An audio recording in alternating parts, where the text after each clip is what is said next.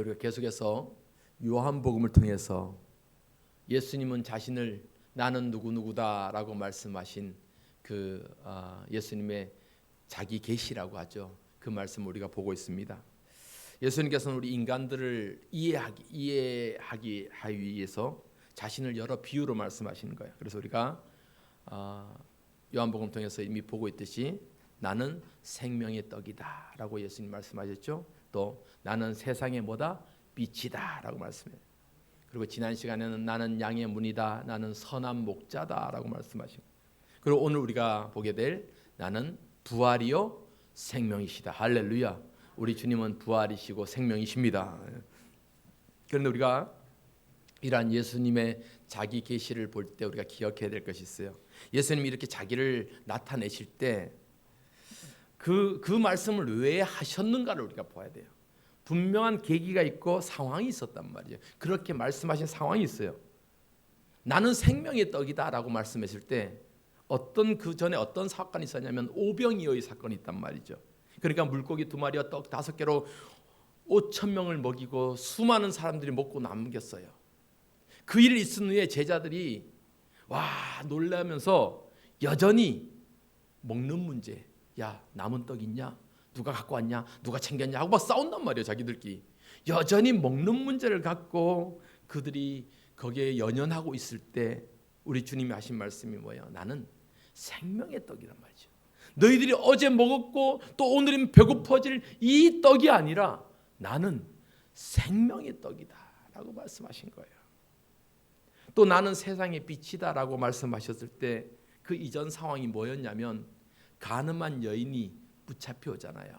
그래서 유대인들이 돌로 막 들어치려 하면서 예수 선생님이여 당신은 어떻게 합니까? 모세의 율법에 의하면 가늠한 이 여인은 돌로 쳐서 죽여야 되는데 당신은 어떻게 하실 것입니까? 물으니까 예수님께서 땅에 뭐라 적으시고 나서 하신 말씀이 뭐예요?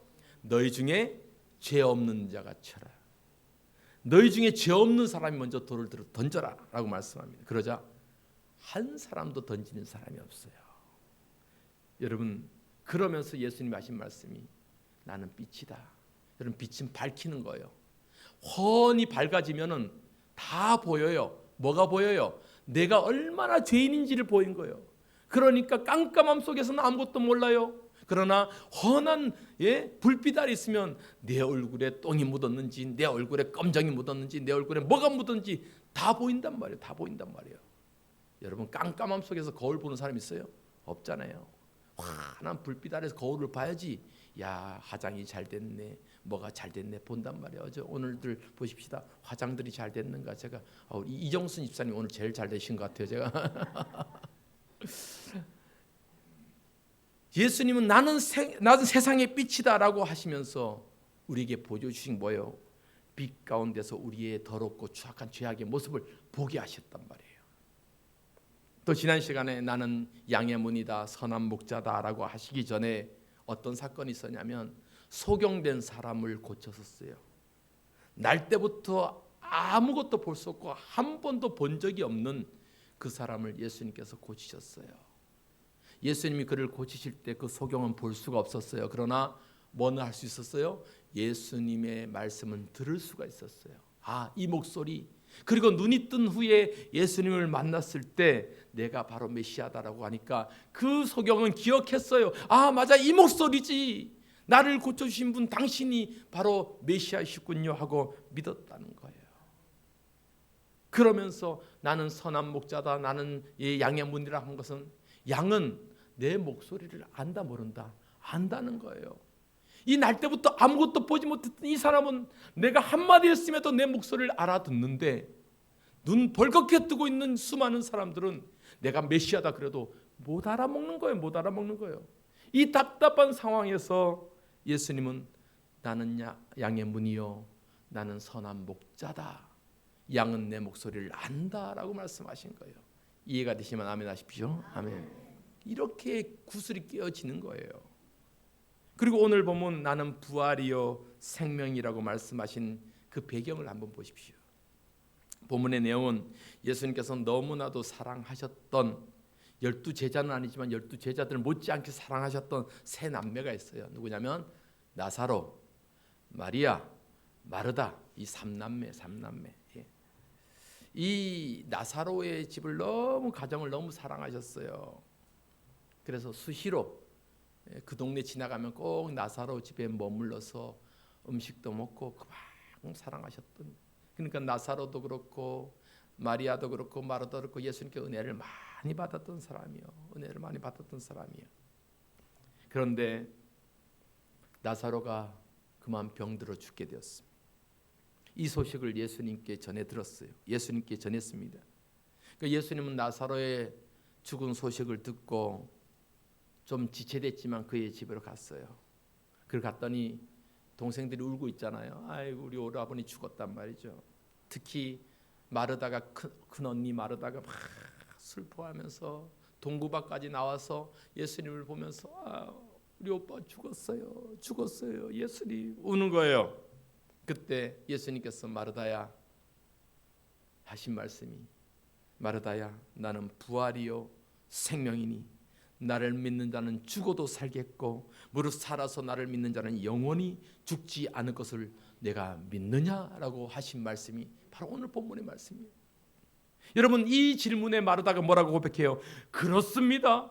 주는 그리스도시요 세상에 오시는 하나님의 아들이신 줄 내가 믿나이다 고백하는 거예요. 여러분 이 마르다의 고백이 우리의 고백이 되기를 소망합니다. 믿음의 고백이 진정 주님은 부활이심을 믿습니다. 그러한 믿음과 신앙으로 고백되어지는 우리의 삶이 되기를 소망합니다. 여러분 오늘 본문은 예수님께서 이 인간의 죽음이라는 현실 앞에서 자신을 보여주고 있어요. 여러분 죽음의 현실은 누구도 피해갈 수가 없잖아요. 막아설 수도 없는 거죠. 모두에게 주어진 당면한 과제가 죽음인 거예요. 죽음. 여러분 죽음은 어떤 거예요? 세상 사람들은 인간이 죽으면 그것으로 끝이다라고 그렇게 믿고 살아가요. 그래서 쾌락주의자들은 평생 한 번 살지 두 번 사나 이 한 번 살 때 누릴 거 누리고 놀 거 놀고 먹을 거 먹고 그렇게 하면서 쾌락을 추구하며 살아가는 쾌락주의자들 인생이 한 번으로 끝난다고 생각하는 거예요. 또 어떤 종교인들은 죽으면은 또 다른 곳으로 태어난다. 그래서 덕을 많이 쌓아야 된다고 윤회적인 사상을 갖고 있는 종교도 있습니다. 그러나 하나님을 믿는 우리 성도들은 인간의 육신의 죽음 그 너머에 있는 축복을 기억할 수 있기를 바랍니다. 그 인간의 육신의 죽음 너머에는 하나님께서 우리에게 예비하신 축복이 있다. 우리가 상상치도 못하는 놀라운 하나님의 영광의 축복이 있다라는 것을 우리가 알아야 돼요. 마치 우리가 집 밖에서 집 안으로 들어가기 위해서는 문지방을 넘어가듯이 그 문지방을 넘어가면은 하나님의 놀라운 축복이 있다라는 것을 기억할 수 있기를 바랍니다. 우리가 너무나도 저는 참 이분의 책을 어떻게 글을 그렇게 잘 쓰는지요. 돌아가셨지만 이어령 선생님의 책을 보면은 그분이 참 좋아하는 단어가 몇 가지가 있는데 그 단어 중에 하나가 문지방이라는 단어예요. 문지방. 참 우리나라 정서하고 너무 잘 맞잖아요. 문지방 여러분 지금은 이제 막 현대식 건물에서 문지방이 별로 없고 아파트도 요즘 문지방을 잘 안 만들잖아요. 걸린다고. 그러나 예전에 문지방이 다 문지방이 걸터앉으면 복 나간다고 두드러 맞기도 하고 문지방을 건너 다니다가 걸려서 넘어지기도 하고 참 그렇어요. 어느 집은 문지방이 좀 낮으면 좋은데 너무 높여놔서 자꾸 걸린단 말이에요. 그런 문지방. 이여령 박사님이 이 문지방이라는 단어를 참 좋아했는데 그러면서 여러 의미를 설명해 주고 있어요. 흔히 문지방은 방 안과 방 밖을 연결하는 거잖아요. 그러니까 무엇의 안과 밖을 연결하는 중요한 포인트가 문지방이 되는 거예요. 그래서 자신의 인생 50년 인생을 생각해 보면서 이렇게 고백합니다. 지난 자신의 50년의 삶은 자신은 지성의 삶을 살았다. 그래서 공부하고 똑똑해지려고 하고 책을 많이 읽고 지성의 삶을 살았지만 예수 믿고 나서 나는 영성의 삶을 살게 되었다. 그렇게 고백하면서 그 변화된 지점을 문지방으로 표현하고 있어요. 그래서 그때 내신 책이 지성에서 영성으로라는 책이잖아요. 즉 예수 밖에 있다가 예수 안으로 들어가는 그 찰나 문지방으로 표현하고 있는 거예요. 우리가 예수 믿기 전 또 예수 믿기 안 그 문지방으로 들어가는 거. 그래서 우리가 여러분 참 예수 믿기 전에는 제 생각에는 목사님 생각에 저분이 예수 믿고 왔으면 문지방으로 쏙 들어오면 참 좋은데 자꾸 한 발 걸치고 있는 분이 있단 말이에요. 들어갈까 말까. 여러분 예수 안과 예수 밖의 삶은 천지차입니다. 모든 육신이 죽음을 맞이하면 성도들은 죽음 이후에 그 문지방 안의 삶은 예수께서 약속하신 부활의 축복이 있고 영생의 축복이 있다는 것을 우리가 기억할 수 있기를 바랍니다. 그래서 헨리 나우엔이라는 유명한 크리스찬 작가가 있어요. 그분은 죽음을 뭐라고 표현하냐? 죽음은 가장 큰 선물이다 라고 표현하는 거예요. 죽음은 가장 큰 선물이다. 여러분 죽기 좋아요? 죽기 싫어요? 죽기 좋다고 하는 사람들은 조금 거짓말이에요. 물론 우리가 육신의 삶을 참 죽는다는 것은 슬픔은 있지만 그러나 소망이라는 게 뭐예요? 소망이라는 거. 죽음 그 너머의 삶이 있다라는 거. 죽음 그 이후의 삶이 있다라는 것을 알기 때문에, 그러니까 우리가 이것을 알기 때문에 이것을 모르는 세상 사람들보다 더 행복해요, 안 행복해요? 아이고 주여 아버지, 우리가 천국의 소망을 아는 사람들이 더 행복해요, 안 행복해요? 행복합니다, 여러분. 그래서 행복한 삶을 살아야 돼요. 돈 조금 없어도 집 조금 작게 살아도 우리는 천국에 대한 소망이 있잖아요. 그러니까 행복해야 돼요. 감사해야 돼요. 기뻐해야 돼요, 여러분. 오늘 본문에서 주님께서는 우리가 가지고 있던 이 죽음에 대한 가치관을 다르게 해석해 주고 있습니다. 사람들이 모두가 나사로가 죽음 이후에 그를 장례 치르고 그의 죽음 앞에서 애곡하고 슬피 울고 있습니다. 그러나 예수님께서는 모든 사람이 나사로가 죽었다고 하고 장례를 치른 그 나사로를 어떻게 하여? 살리셔요. 여러분, 그렇기 때문에 진정 하나님의 자녀들은 죽음이 끝이 아니라 부활의 시작임을 우리가 아셔야 된다는 거예요. 우리의 인생의 끝은 완전히 육신의 죽음으로 끝나는 것이 아니라 그 영원한 생명의 시작임을 고백하는 이 신앙이 부활의 신앙이요, 이것이 복음이라는 사실을 기억할 수 있기를 바랍니다. 그래서 사도 바울은 이렇게 고백해요. 성도들이 부활에 대해서 자꾸만 혼란해요. 부활이 뭔지, 부활을 하는 것이 맞는지 안 맞는지, 부활이 있다 없다라고 혼란해하고 있는 이 고린도 교회 성도들에게 예수의 부활을 믿지 못하면 우리가 가지고 있는 신앙은 다 꽝이다, 이 말이에요. 꽝. 아무것도 아니다. 우리가 예수의 부활을 믿어야지 우리의 신앙이 확실한 거다, 이런 고백을 합니다. 자, 고린도전서 15장 13절로 14절 보십시다. 시작. 만일 죽은 자의 부활이 없으면 그리스도도 다시 살아나지 못하셨으리라. 그리스도께서 만일 다시 살아나지 못하셨으면 우리가 전파하는 것도 헛것이요 너희 믿음도 헛것이다. 그리스도의 부활을 우리가 믿지 못하면 우리가 전파하는 모든 복음도 다 헛것이다. 우리 믿음도 헛것이다 말이죠. 그렇기 때문에 우리는 부활의 신앙을 믿고 살아가는 성도들이 되어야 됩니다. 오늘 우리는 예수님께서 나사로를 죽음에서 살리신 이 사건을 보면서 우리 안에 있었던 불신과 연약함들을 한번 돌아봐야 돼요. 많은 사람들이 이 나사로의 죽음을 보면서 왜 예수님께서 빨리 오시지 않았을까라고 원망합니다. 예수님은 사람을 살리시고 아픈 자 병든 다 고치셨잖아요. 왜 예수님 빨리 와서 저 사랑하는 나사로를 고치지 않으셨을까? 그런데 예수님은 그들의 생각과 그들의 계획과 다른 계획을 갖고 있었어요. 예수님은 나사로의 죽음 장례식을 보러 간 것이 아니라 그곳에 가셔 뭐 하시기 위해서요? 나사로를 살리시기 위해서 그곳에 가셨다는 것을 아시기 바랍니다. 장례식에 참석한 것이 아니에요. 그곳에 사람을 살리기 위해서 가신 거예요. 여러분, 오늘 예수님께서 자신을 부활이요 나는 부활이요 나는 생명이다라고 말씀한 이 상황을 보면서 우리가 몇 가지 기억해야 될 교훈이 있어요. 예수님의 이 행동을 보면 참 이해가 안 된단 말이에요. 그러나 우리가 기억합시다. 첫째는 지체되는 것, 그러니까 늦어지는 것이 하나님의 거절이 아니라는 것을 우리가 알아야 돼요. 예수님께서 나사로가 병들어 죽게 되었다는 소식을 들었어요. 그럼에도 불구하고 빨리 달려가지 않고 있는 곳에서 이틀을 더 머무셨단 말이에요. 그 말씀이 요한복음 11장 6절에 기록되어 있습니다. 11장 6절 볼까요? 요한복음 11장 6절 시작. 나사로가 병들었다함을 들으시고 그 계시던 곳에 이틀을 더 유하셨다. 예. 나사로가 병들었다함 들었다는 것은 위독하다는 소식을 들은 거예요. 위독. 그냥 감기 몸살기 걸렸다는 것이 아니라 이제 오늘 내일 한다, 이 밤을 못 넘길 것 같다, 이런 소식을 들은 거예요. 그럼 어떻게 해요? 달려가야 되잖아요. 달려가요. 그런데 이틀 더 머무신 거예요. 그리고 계속되는 말씀 보면 그러다가 나사로가 그 밤에 죽어버렸네. 그 소식도 또 예수님 나사로 죽었습니다. 나사로 죽었습니다. 그때 예수님께서 하신 말씀이 뭐냐면, 사람들은 다 나사로가 죽었다고 표현하지만 예수님은 뭐라고 표현하냐면 아니다, 그가 자고 있다라고 표현하고 있습니다. 그래서 내가 그 자고 있는 나사로를 깨우러 가겠다라고 말씀합니다. 자, 11절 말씀요. 요한복음 11장 11절 시작. 이 말씀을 하신 후에 또 이르시되 우리 친구 나사로가 잠들었도다. 그러나 내가 깨우러 가노라라고. 여러분, 예수님께서 나사로의 죽음을 아셨으면서도 나사로가 위독한 죽음 상황을 아셨음에도 이틀 더 머무셨단 말이에요.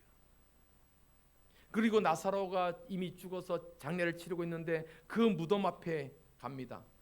사흘이 지났어요. 그런데도 예수님이 그제서 장례가 끝나갈 무렵에 나타나셔서 나사로를 보러 오니까 마르다가 좀 섭섭한 마음으로 예수님 여기 계셨으면 우리 오라버니가 죽지 않았을 텐데, 좀 섭섭한 마음이 들지 않겠어요? 그 말씀 21절 말씀이에요. 요한복음 11장 21절 시작. 마르다가 예수께 여짜오되 주께서 여기 계셨더라면 내 오라버니가 죽지 아니하겠나이다. 섭섭한 마음이 들죠. 그러나 여러분, 우리가 여기서 알아야 될 것이 무엇이냐면, 예수님이 좀 천천히 가셨잖아요. 지체하셨잖아요. 그런데 그 지체는 거절이 아니다라는 사실을 우리가 기억해야 돼요. 다시 말해서 좀 늦어진다고 해도 하나님께서 노하신 것이 아니란 말이에요. 좀 지체될 뿐 하나님은 반드시 우리의 기도를 응답하신다 이 말이에요. 좀 지체될 뿐이지, 좀 늦어질 뿐이지, 내 생각으로는 좀 답답할 뿐이지, 하나님의 약속은 반드시 이루어진다는 사실을 기억할 수 있길 바랍니다. 그러니까 우리의 삶을 살면서 어려운 상황이 생기잖아요. 어려운 환경이 생기잖아요. 그럴 때마다 좌절하고 실망하고 절망이 있잖아요. 막 숨이 막힐 것 같고 그런 상황도 있잖아요. 그럴 때마다 우리는 하나님 도대체 내 기도 언제 들어주시냐고, 하나님 내 기도 까먹으셨냐고, 하나님 원망하기도 하고, 때로는 경제적인 어려움이나 가정의 어려움이나 인간관계의 어려움이나 이런 것들이 생기면 참 하나님 도대체 내 기도 왜 안 들어주시나요? 제가 이번 주 신방하면서 참 회개도 많이 했어요. 나도 힘들다 해도 우리 성도들은 더 힘든 삶을 살아가고 있겠구나, 이 마음이 드는 거예요. 그럴 때마다 왜 나에게 하나님의 응답이 이렇게 안 되는 겁니까? 여러분, 그렇게 원망하기도 쉽습니다. 그러나 기억하세요. 늦어진다고 하나님이 거절이 아니에요. 하나님은 반드시 하나님의 자녀들을 바라보고 계신다는 사실을 기억할 수 있기를 바랍니다. 여전히 지금도 우리의 기도를 향해서 달려오세요. 우리의 기도를 들어주기 위해서 지금도 달려오고 계신다는 사실을 기억할 수 있기를 바랍니다. 인내하셔야 돼요. 여러분, 우리가 구약 성경에 너무나 잘 알고 있는 아브라함을 보세요. 하나님께서 그를 부르시면서 내가 그에게 큰 땅을 주겠다, 너희 자손들을 갖다가 하늘의 별처럼 많게 해주겠다 라고 약속하고 말씀하셨음에도 그 아브라함의 나이가 100세가 될 동안 자녀를 안 주시는 거예요. 아예 하나님, 땅은 고사하고 하늘의 별은 고사하고 뭐 한 명의 자녀도 안 주시면 너무한 거 아니에요. 그런데 하나님께서 어떻게 하셨어요? 이루셨잖아요. 아브라함은 그 상황을 잘 몰랐어요. 그러나 아브라함의 삶을 통해서, 아브라함과 이삭과 또 야곱을 통해서 그 자녀들이 엄청난 부흥의 역사가, 놀라운 하나님의 부흥의 역사가 아브라함의 약속을 통해서 그렇게 실현됨을 우리는 성경을 통해서 보게 되잖아요. 그러니까 너무 늦었습니다, 왜 이렇게 안 됩니까? 하실 때조차도 하나님은 지금도 우리를 위해서 역사하신다는 사실을 우리가 알 수 있기를 바랍니다. 우리가 룻기도 보세요. 룻기는 하나님의 은혜의 기다림의 연속이었습니다. 엘리멜렉이라는 그 가문이 먹고 살기 힘드니까 베들레헴의 흉년이 계속되니까 야 우리 이민이나 가자 그랬고 모압이라는 땅으로 다른 나라로 이민을 갔어요. 자녀들과 함께 살아보고자 떠난 그곳에서 사업도 망하고 그 엘리멜렉도 죽고 두 아들도 다 죽게 되죠. 다 망했잖아요. 그래서 이제 겨우 나오미와 룻 며느리 이방 며느리만 겨우 해서 베들레헴으로 다시 돌아오잖아요. 그러니까 사람도 고향으로 돌아오니까 고향 밖을 나갈 때 금이한양하며 돌아오면 좋겠는데 쫄딱 망해서 돌아왔단 말이에요. 이런 상황을 우리가 룻기를 통해서 보게 되잖아요. 그런데 룻기가 주는 교훈이 뭐예요? 그럼에도 다 망했다고 생각하고 세상은 다 끝났다고 생각해도 하나님의 은혜는 끝나지 않았다는 거 보여주잖아요. 하나님께서는 그 나오미와 그 룻을 통해서 결국은 하나님의 은혜, 하나님의 축복을 가문에 부어주시는데 그때 그 엘리멜렉의 가문을 다시 이렇게 세우시고 그 가문을 통해서 결국은 다윗 왕이 태어나게 하시고 그 다윗 왕의 가문에서 결국은 우리의 영원하신 왕인 예수 그리스도가 태어난다는 이 놀라운 비밀들이 그 룻기에 숨겨져 있잖아요, 여러분. 여러분 그렇기 때문에 때로는 우리의 하나님은 우리를 언제 축복하실 거예요? 참 더딜 때가 있어요. 우리의 생각으로는 너무 지체되는데요. 끝난 것 아닙니까? 이젠 절망입니다. 이젠 포기합니다. 그러할 때라도 여러분 하나님께서는 우리보다 더 큰 계획을 갖고 계시고 더 놀라운 계획을 갖고 계시고 더 큰 축복을 갖고 계신다는 것을 여러분 믿으시기 바랍니다. 이것이 우리와 하나님과의 차이요. 여러분 조급해하지 마세요. 주님은 반드시 오신 거예요. 주님은 반드시 축복하시는 거예요. 주님은 반드시 우리 사명교를 축복하십니다. 주님은 반드시 여러분 축복하십니다. 주님은 반드시 기도하는 여러분들을 들어 사용하십니다. 또 한 가지 오늘 이 나사로의 죽음 앞에서 우리가 알아야 될 사건은 하나님은요 사랑하시는 자에게 더 모질게 하실 때도 있어요. 사랑하는 자를 더 잘해주고 막 그래야 되는데 하나님은 사랑하는 그 사랑하는 자를 때로는 더 모질게 하는 그런 상황도 있을 수가 있다. 여러분 예수님께서 이 나사로, 마르다, 마리아 이 가족을 얼마나 사랑했는지 몰라요. 그래서 요한복음 10장 5절부터 보니까 그 가족을 너무 사랑했다라고 표현하고 있습니다. 자, 5절 다시 한번 볼까요? 11장 5절 시작. 예수께서 본래 마르다와 그 동생과 나사로를 사랑하시더니 참 끔찍히 사랑하셨던 예수님께서 그 가족이란 말이죠. 그러니까 참 친밀한 관계에 있었습니다. 누구보다도 예수님은 이 가정을 사랑하셨어요. 그런데 이처럼 사랑하는 나사로였는데 그런데 이상하게 여러분 사랑했는데 정말 내 가족처럼 생각했다면 그 나사로가 죽게 되었다고 하면 빨리 달려가야 되잖아요. 심지어 죽었다는 소식이 들면 열일 제쳐놓고 가야 되잖아요.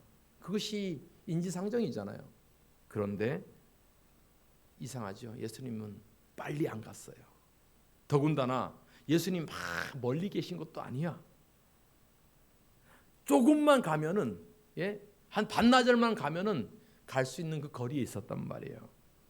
그런데 나사로의 죽음의 소식을 듣고도 빨리 가지 않았어요. 그래서 사람들은 야 예수님이 왜 빨리 안 왔을까? 나사로하고 뭐가 틀어진 일이 있을까? 저 가정하고 조금 뭐 안 좋은 일이 생겼는가? 예전에는 그렇게 지내는데 요즘은 왜 안 오는가? 이렇게 오해할 수도 있잖아요. 그런데 여러분 때론 하나님께서는 그 사랑하는 사람들에게 더디 응답하는 경우가 있어요. 그래서 기다리게 하는 거예요. 그래서 하염없이 기다리게 하는 거예요. 하나님께서. 왜? 사랑하기 때문에. 그렇다고 하나님께서 그를 사랑하지 않는다는 게 아니에요. 사랑하시기 때문에. 우리 요셉을 잘 알잖아요. 요셉이 고생 얼마나 많이 했어요. 하나님 요셉을 얼마나 사랑했습니까? 내가 너를 너희 형제들보다 더 크게 사용할 것이다. 그렇게 사랑했음에도 불구하고 요셉이 죽을 고생을 얼마나 많이 해요. 형들에게 버림당하고 간수의 보디발의 집에 가서 억울한 누명을 쓰고 감옥에 갇히고 참 억울한 상황을 많이 당하면서 고생하잖아요. 그럼에도 하나님은 여전히 요셉을 사랑하셨다는 거. 다윗도 여러분 마찬가지잖아요. 하나님 다윗을 너무 사랑했어요. 사무엘 선지자를 통해서 다윗의 머리에 기름을 탁 부으면서 야, 넌 앞으로 이스라엘의 왕이 될 것이다. 어린 다윗에게 말씀하셨어요. 그런데 그 말씀이 있었음에도 다윗은 참 어려운 시절을 보내야 했습니다. 사울 왕에게 쫓겨서 수많은 동굴도 도망다니고 죽음의 수많은 이기와 고비를 넘기면서 그렇게 살아갔습니다. 그럼에도 다윗은 기억했던 것이 내가 지금 이렇게 고난 속에 있어도 하나님은 여전히 나를 사랑하신다. 하나님은 여전히 나를 사랑하신다. 그러면서 다윗이 뭐라고 찬양해요? 나의 영혼이 잠잠히 누구를 바라요? 하나님을 바라본다. 할렐루야. 나의 영혼은 잠잠히 하나님을 바라본다. 시편 62편 1절 말씀 고백입니다. 시편 62편 1절 시작. 나의 영혼이 잠잠히 하나님만 바라며 나의 구원이 그에게서 나오는도다. 아무리 고난의 삶을 살아도 나의 영혼이 하나님을 그저 바라볼 뿐입니다. 하나님은 여전히 나를 사랑하십니다. 여러분, 이러한 고백이 있기를 바랍니다. 하나님은 여전히 나를 사랑하십니다. 옆에 사람 인사합시다. 하나님은 여전히 당신을 사랑하십니다. 시작. 하나님은 여전히 당신을 사랑하십니다. 우리 장로님 사랑하십니다. 우리 할머니한테도 한번 해드려. 우리 하나님은 여전히 시작. 아이고 이쁘게도 안 해요. 하나님은 여전히 우리 이순옥 성도님을 사랑하십니다. 사모님 그 뒤에 있으니까 해줘요. 참 이렇게 못해. 하나님은 여전히 여러분을 사랑하시는 거예요. 여러분 우리 욥기서를 보면서 알 수 있는 게 뭐예요? 하나님 욥 사랑했어요, 안 사랑했어요? 정말 하나님은 욥을 사랑했어요. 욥도 하나님 사랑하게 그렇게 행동을 했어요. 얼마나 신실하게 신앙생활을 했는지 몰라요. 예? 늘 하나님 중심 살고 하나님 사랑하는 삶을 살았어요. 그러나 하루아침에 재산 다 잃죠. 자녀들 다 죽었죠. 아내도 다 떠났죠. 병들었죠. 그가 할 수 있는 것은 하나님을 바라는 것이었어요. 그런데 여러분, 하나님 욥을 미워해서 그랬습니까? 아니요. 사랑했어요. 하나님 욥을 너무 좋아했어요. 사탄 마귀 앞에서조차도 야 봐라, 욥은 내가 인정하는 사람이다. 욥은 내가 보장하는 사람이다. 나의 자랑이다 라고 말할 정도로 욥을 사랑했어요. 여러분, 하나님께서는 때로는 그 사랑하는 사람들에게 때로는 더디게 응답하셔요. 오늘 이 나사로에게도 마찬가지예요. 예수님이 천천히 가신 것은 뜻이 있는 거예요. 어떤 사람은 어둠의 터널이 너무 길어지면 이제 소망이 없다, 이제 절망이다, 이제 끝이다라고 얘기하지만 아니에요. 그 터널 끝에는 반드시 광명이 있다는 것, 우리 사실을 우리가 기억해야 됩니다.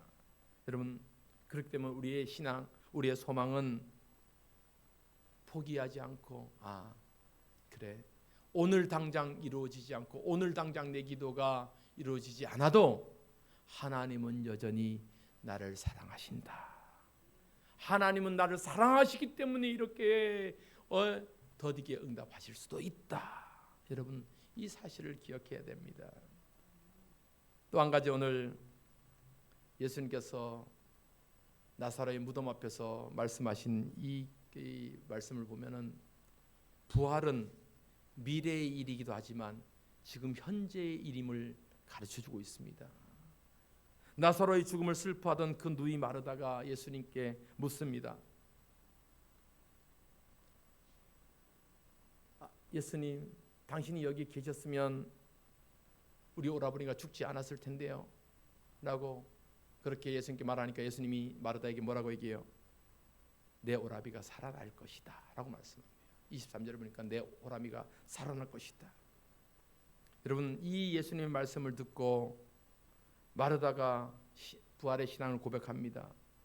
부활 때 다시 살아날 것을 나는 압니다 라고 고백합니다. 자, 요한복음 11장 24절 한번 볼까요? 시작. 마르다가 이르되 마지막 날 부활 때에는 다시 살아날 줄을 내가 아나이다. 예. 여러분, 마르다의 이 고백을 보면 내가 안다라고 봐요. 그러니까 마르다의 부활 신앙이 뭐냐면요, 예수님 알아요. 우리 인간은 부활할 줄 알아요. 언제 부활한다는 거예요? 이제 우리 죽은 오라비가 나에게 다시 올 수는 없으나 내가 죽으면 그 부활에서 만나겠죠. 이 신앙이에요. 그러니까 부활이 뭐라 본 거예요? 먼 미래의 부활로 본 거예요. 내가 죽으면 부활할 줄 나는 압니다. 그러니까 그 신앙도 대단한 거죠 뭐. 그러나 지금 이 나사로 내 오라버니 이 죽음이 부활된다는 거 압니다. 내가 죽으면 그 천국에서 다 만나겠죠. 그것을 안다는 거예요. 그러나 여러분 알고 있지만 아직 체험하지 못한 것이 뭐예요? 예수님께서는 아니야 마르다야, 이 부활은 미래의 부활일 수도 있지만 지금 현재의 기적일 수도 있다는 것을 너는 알아야 돼, 너는 믿어야 돼 라고 말씀하시는 거예요. 자, 요한복음 11장 25절 26절 오늘 본문의 말씀이 바로 그 말씀입니다. 시작. 예수께서 이르시되 나는 부활이요 생명이니 나를 믿는 자는 죽어도 살겠고 무릇 살아서 나를 믿는 자는 영원히 죽지 아니하리니 이것을 내가 믿느냐라고 고백합니다. 그러니까 예수님께서 말씀하신 부활이 뭐예요? 내가 나를 믿는 자는 죽어도 살겠고 앞으로 미래에도 부활이 있는 거예요. 그러나 지금 살아서 나를 믿는 자는 영원히 죽지 아니하리니 이것을 내가 믿느냐? 무릇 살아서 나를 믿는 자는 지금 현재 부활은 지금 현재에도 이루어지고 있는 축복이라는 거예요. 현재의 축복이라는 거예요. 살아서 나를 믿는 자는 이 놀라운 주님의 가르침에 마르다가 맞아 깨닫게 됩니다. 그렇습니다. 내가 믿습니다. 내가 믿습니다. 내가 알고만 있었던 그 신앙이 아니라 이제는 주님의 말씀을 내가 믿습니다라고 고백한 것이 27절의 말씀이잖아요. 27절 또 한번 보겠습니다. 시작. 이르되 주여 그러하여다 주는 그리스도시요 세상에 오시는 하나님의 아들이신 줄 내가 믿나이다. 아는 신앙에서 믿는 신앙으로 바뀐 거예요. 미래에 내가 죽어야지만 우리 오라버니 나사로를 다시 만나서 천국의 그 부활의 그 기쁨을 누릴 줄 알았지만 예수님께서 아니야. 미래에도 그러한 축복, 부활의 축복이 있지만 지금 현재에도 부활의 축복은 있다라는 것을 보여주는 거예요. 지금 이 순간에도 이 부활의 신앙, 부활의 축복은 있다는 거예요. 그러면서 나사로를 살리시는 거예요. 나사로야 일어나라, 일어나라. 여러분 부활의 기적은 지금 이 순간 우리의 삶의 현장 속에서 일어나고 있다는 것을 기억할 수 있기를 바랍니다. 여러분 우리의 심령이 죽어갈 때 우리는 예수 그리스도를 통해서 다시 회복되는 거예요. 우리의 삶이 죽어갈 때 우리는 예수 그리스도 때문에 다시 일어서는 거예요. 여러분 우리 안에 있는 세포들도 있잖아요. 죽어가는 세포들이 있지만 주님께서 역사하실 때 그 세포가 다시 살아나는 거예요. 그래서 건강이 회복되는 거예요. 건강이 회복되는 거예요. 여러분 좋은 세포들 막 면역력이라고 하잖아요. 우리가 막 면역 좋아진 세포들 막 살아나는 축복이기를 바랍니다. 여러분 오늘도 지금도 주님의 부활의 역사는 우리의 삶을 통해서 지금도 나타나고 있다는 거예요. 이러한 부활의 기쁨을 갖고 우리 예수님 말씀하셔요. 예수님은 우리를 향해서 그 나사로의 집에 조문하기 위해서 간 것이 아니에요. 죽음을 바라보기 위해서 간 것이 아니에요. 예수님은 우리에게 죽음을 보여주시지 않습니다. 예수님은 우리에게 생명을 보여주시고 부활의 기쁨을 보여주시고 부활의 축복을 보여주십니다. 희망을 보여주십니다. 기쁨을 보여주십니다. 이러한 부활의 기쁨을 갖고 이번 한 주도 살아계신 주를 찬송합니다. 살아계신 주를 찬송합니다.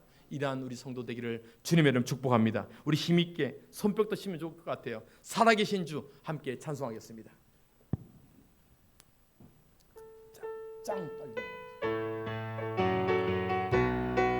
손뼉 치며 찬송합니다. 주 하나님, 주 하나님, 독생자 예수 날 위하여 오시었네. 내 모든 죄 용서하시고 내 모든 죄 다 사하시고 죽음에서 부활하신 나의 구세주 살아계신 주 살아계신 주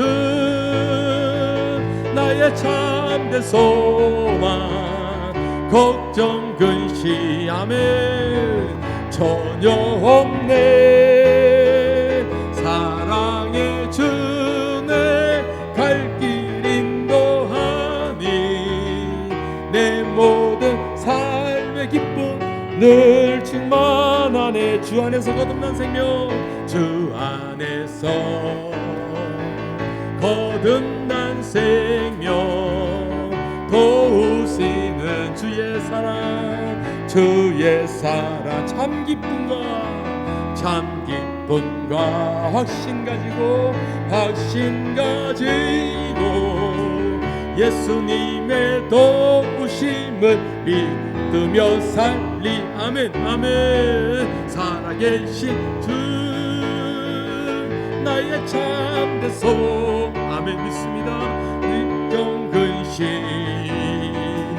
전혀 없네. 사랑의 주 내 갈 길 인도하니 내 모든 삶의 기쁨 늘 증마. 살아계신 주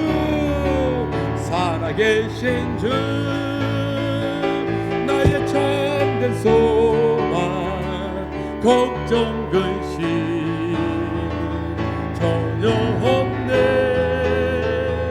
사랑의 주 내 갈 길 인도하니 내 모든 삶의 기쁨 늘 충만하네. 아멘 아멘. 그렇습니다. 오늘 말씀을 읽어가면서 나는 부활이요 생명이다, 우리 주님 말씀하십니다. 그렇습니다. 부활의 기쁨은 우리가 죽음 이후에만 있는 것이 아니고 오늘도 우리의 삶 속에서 날마다 하나님과 우리를 부활케 하십니다. 우리의 심령이 죽어가고 있습니까? 주님의 부활의 소망을 믿습니다. 우리의 영이 약해져 가고 있습니까? 우리 육신에 가운데고 있습니까? 부활의 주님을 의지하면서 오늘도 일어서시기를 바랍니다. 하나님, 우리를 붙잡아 주옵소서, 우리를 도와주옵소서. 부활의 주님으로 기뻐하는 삶을 살게 하여 달라고 합심해서 함께 기도하시겠습니다. 주여, 아버지 하나님, 우리의 삶을 붙잡아 주시고 우리의 생명 가운데 아버지 하나님 부활의 주님을 믿습니다. 아버지 하나님 부활의 주님을 믿습니다. 부활하신 주님께서 함께하여 주시옵소서. 부활의 주님께서 함께하여 주시옵소서. 부활의 주님께서 당신에게 함께하여 주시옵소서. 아버지 하나님의 은혜를 붙잡아 주시고 아버지 역사하여 주시옵소서. 아버지 하나님 은혜를 붙잡아 주시옵소서. 함께하여 주시옵소서. 오 아버지 하나님 믿습니다. 하나님 아버지, 우리는 부활의 주님을 믿습니다. 오늘도 나를 위해서 죽으시고 부활하신 주님을 믿기 때문에 아버지 하나님 우리의 심령 가운데 아버지 하나님 우리의 죽음 이후의 부활도 믿지만 오늘도 살아계셔서 우리 안에 역사하신 하나님, 우리의 영이 죽어가고 있습니까? 우리 육신이 죽어가고 있습니까? 하나님 부활의 주님으로 기뻐하며 감사하며 아버지 힘있게 살아가는 우리 사명교회 성도들에게 축복하여 주옵소서. 예수님의 이름으로 기도하옵나이다. 아멘.